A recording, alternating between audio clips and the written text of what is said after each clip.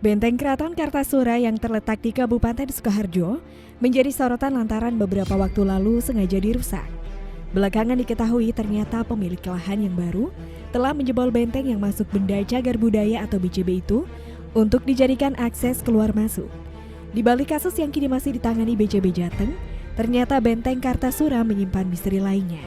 Warga sering melihat ular yang keluar dari benteng hingga menyebut bangunan tersebut ada penunggunya. Biasanya ular tersebut keluar, lalu berjalan ke arah makam yang ada di sebelah barat benteng. Jalan menuju makam itu melewati warung soto milik Joko yang lama sebelum dia pindah beberapa meter di sebelah utara.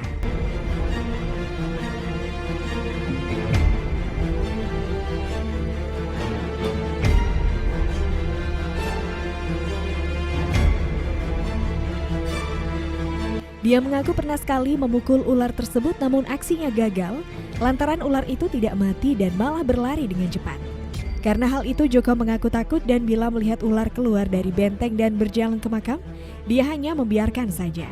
Selain melihat ular, Joko juga pernah mengalami kejadian aneh saat mengambil batu bata reruntuhan benteng, di mana batu bata yang runtuh ke jalan dipunguti oleh Joko dan ditata di halaman warungnya. Sesaat setelah itu Joko mengaku langsung meriang seperti panas dingin. Joko pun juga mendengar suara-suara aneh yang membuatnya semakin takut. Akhirnya dia menyuruh istrinya untuk mengembalikan semua batu bata ke benteng lagi sekitar pukul 1 waktu Indonesia Barat. Joko pun menyadari bangunan bersejarah itu menyimpan hawa mistis sehingga harus dijaga.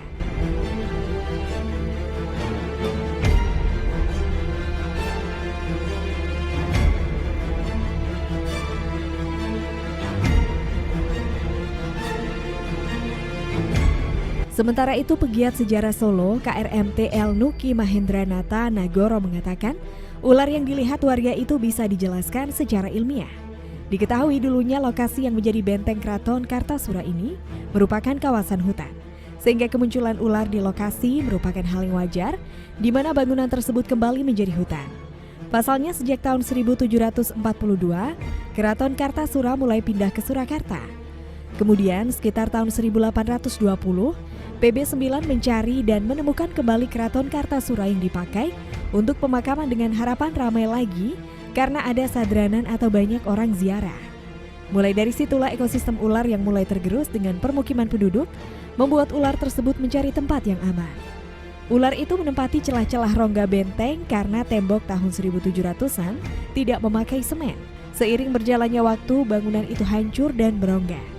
Jadi bisa dibilang ular itu adalah hewan asli dan bukan gaib. Namun untuk makhluk halus yang tidak kasat mata yang menjaga benteng, pasti ada karena ini adalah bangunan tua yang selalu kental akan hal-hal mistis.